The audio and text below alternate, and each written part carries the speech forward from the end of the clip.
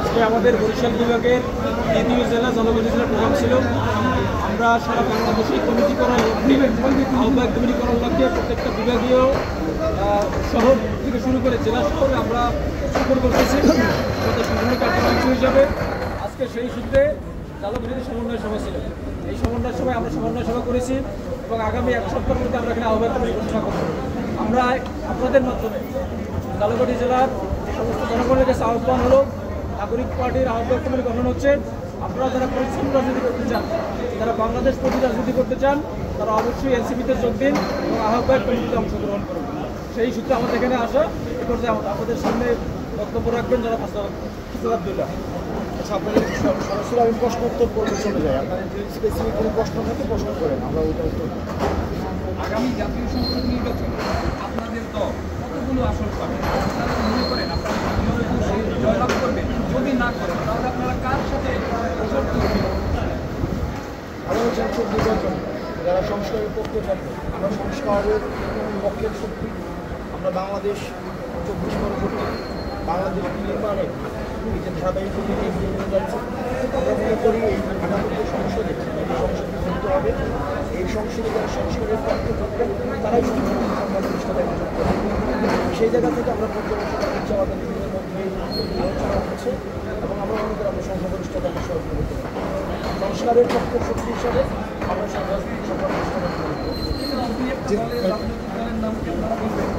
যারা সংস্কারের পক্ষে রয়েছে, আপনারা এটা আপনারা নিজেরাই দেখেন যে তারা বাংলাদেশ সংস্কারের বিরুদ্ধে অবস্থান নিয়েছে আর তারা বাংলাদেশের সংস্কারের পক্ষে অবস্থান নিয়েছে, সেটা আপনারা নিজেরাই দেখেন। আমি একটু একটা প্রশ্ন করতে চাই আপনাকে। দেশের গণতন্ত্র কতটা শক্তিশালী তা নিয়ে প্রশ্ন তুলেছে জনতা। এনসিপি কি নিশ্চিত করতে পারে যে ভবিষ্যতে নির্বাচন সম্পূর্ণ স্বচ্ছ এবং নিরপেক্ষ হবে?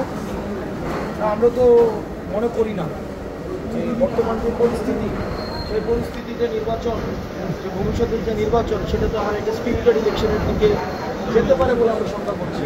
যেমন সচিবালয়ে তো ভাগাভাগি চলছে, আইসি ভাগাভাগি চলছে, বড় বড় রাজনৈতিক দল গণিমতের মাল হিসেবে আমাদের ডিসিএসপিদেরকে ভাগাভাগি করে নিচ্ছে, এসিদেরকে ভাগাভাগি করে নিচ্ছে, ইউনিদেরকে ভাগাভাগি করে নিচ্ছে।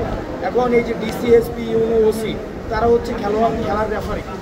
এখন তাদেরকে প্লেয়ার বানানোর জন্য ষড়যন্ত্র লিপ্ত হয়েছে। আবার একই সাথে সাথে আপনার নির্বাচন কমিশনের যেই ধরনের কার্যক্রম আমরা দীর্ঘদিন ধরে বলে আসছি, আপনারা দেখেছেন যে নির্বাচন কমিশন কী ধরনের এক ধরনের ব্যক্তি ইচ্ছা সর্বস্ব সিদ্ধান্ত নেয়। যেমন মার্কা দেওয়ার ক্ষেত্রে আপনারা দেখেছেন, মার্কা দেওয়ার ক্ষেত্রে তারা হচ্ছে আপনার কোনো নীতিমালা নেই। কোন মার্কাটা অন্তর্ভুক্ত করবে সেটারও নীতিমালা নেই, কোনটাকে দিবে সেটারও নীতিমালা নেই, কেন আলুমুলা ঢুকাইছে সেটারও নীতিমালা নেই, কেন আবার সাপটা করে আবার লিপিবদ্ধ করেছে সেটারও নীতিমালা নেই। অর্থাৎ তাদের যেভাবে ইচ্ছা সেভাবেই করছে এই নির্বাচন কমিশন। এই যে আওয়ামী লীগদের এই যে সন্ডা পান্ডাদেরকে নিয়োগ দেওয়া হয়েছে নির্বাচন কমিশনে দীর্ঘ 15 বছর ধরে, তাদের বিরুদ্ধে কী ব্যবস্থা নিয়েছে সেটাও কিন্তু স্পষ্ট করে দিচ্ছে। আমরা জেনেছি নির্বাচন কমিশনের 1.5 কোটি মৃত ভোটার লিস্ট রয়েছে, যাদেরকে আমরা বিভিন্ন সময় দেখেছি কবর থেকে এসে ভোট দিতে দিয়েছে। আমরা 2014 সালে, 2018 সালে, 2024 সালে আমরা দেখেছি কবর থেকে এসে ভোট দিয়েছে। 20 বছর আগে মারা গেছে, এখন নাকি এসে ভোট দিতে বাড়ি সবার মিলে হচ্ছে নির্বাচন কেন্দ্র ঢুকতে গেছে। এই সার্বিক দিক বিবেচনায় এবং দিন শেষে আমাদের যেটা প্রয়োজন সেটা হচ্ছে রাজনৈতিকভাবে যদি আমরা রাজনৈতিক দলগুলো যদি সহায়তা না করে, রাজনৈতিক দলগুলো যদি আগ্রহী না হয়, যেটা ফ্রি ফেয়ার পার্টিসিপেটরি একটা ইলেকশন করবে, যদি রাজনৈতিক দলগুলো রেঞ্জে না আসতে পারে তাহলে আমাদের সম্ভব বিষয়। ভাই একটু জানতে চাই, আমরা যারা সাংবাদিকরা মাঠে থেকে কাজ করে বিভিন্ন জায়গায় যাই, তারা একটা আলোচনা শুনতে পাই যেটা হচ্ছে এখনও 10%, 20% অথবা 30% আওয়ামী লীগ ভোটার আছে। আওয়ামী লীগ ভোটার মানুষ জানে যে ও আওয়ামী লীগ ভোটার বাড়ি। তো সেক্ষেত্রে যখন আপনারা ক্যান্ডিডেট দিবেন, তো আপনারা যখন গণসংযোগ করবেন, সেক্ষেত্রে আসলে এই আওয়ামী লীগ ভোটারদের কাছে আপনারা গণসংযোগ করবেন কিনা বা আপনারা ভোট চাইবেন কিনা? দেখেন,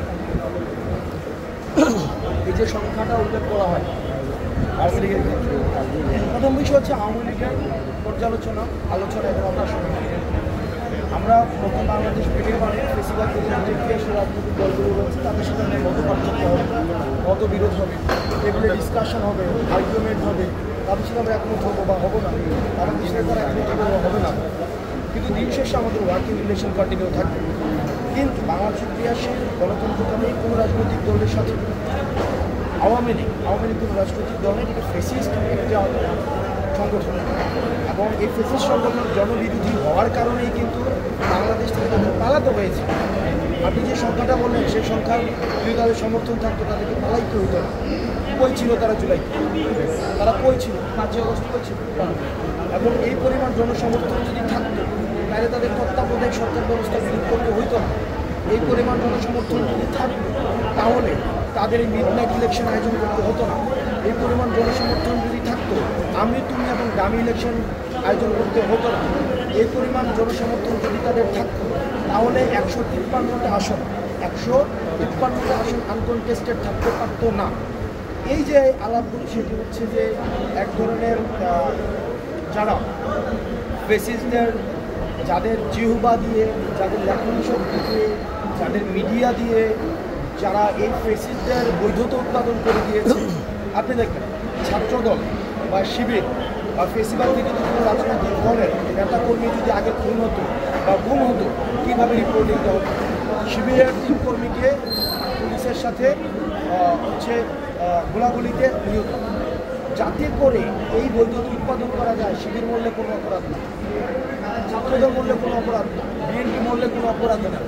এই যে এক ধরনের সংস্কৃতি যারা বৈধতা উৎপাদন করেছে তারাই এখন ওই বয়ানটা মাঠে নিয়ে আসছে প্রথমত। দ্বিতীয়ত আপনি দেখবেন অনেক চক্ষুজীবী আছে যারা 2024 সালে বিএনপি নির্বাচনে অংশগ্রহণ না করার কারণে গণতন্ত্র নাকি কীভাবে ভুলুণ্ঠিত হয়েছে এই বয়ান উৎপাদন করেছে, এই সম্পত্তি উৎপাদন করার চেষ্টা করছে, তারা এখন টকশোতে নর্মালাইজ হচ্ছে।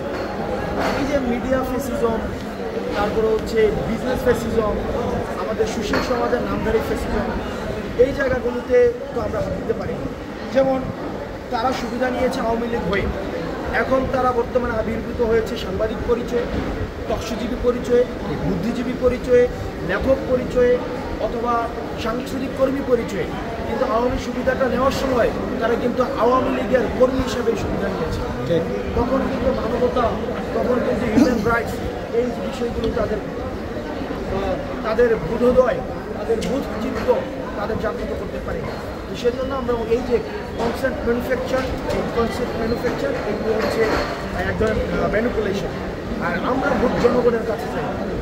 আমরা জনগণ যারা বাংলাদেশের নাগরিক, যারা বাংলাদেশে বাস করে, যারা বাংলাদেশের স্বাধীনতায় বিশ্বাস করে, যারা বাংলাদেশের এই সার্বভৌমত্বে বিশ্বাস করে, 24, 71, 52, 47কে ধারণ করে, যারা বাংলাদেশের যাদের গুম খুন ফৌজদারি কোনো অপরাধ নেই, যারা তাদের কাছে আমরা ভোট চাই, তাদের কাছে অবশ্যই আমরা ভোট চাই।